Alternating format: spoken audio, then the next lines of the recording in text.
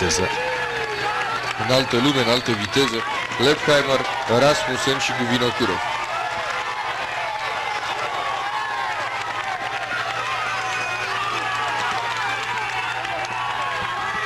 Cadel Evans aici în grupul lui Armstrong.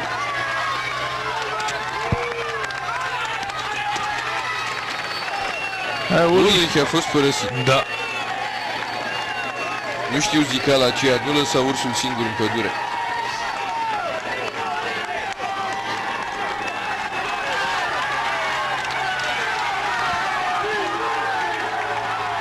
Se joacă. Câteva secunde se mai ia lui Ulrich, n-ar strica pentru Lenz.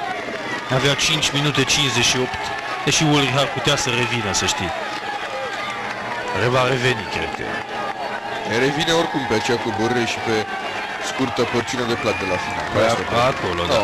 Problema e că ne arată încă o dată fiecare dintre cicliști limitele.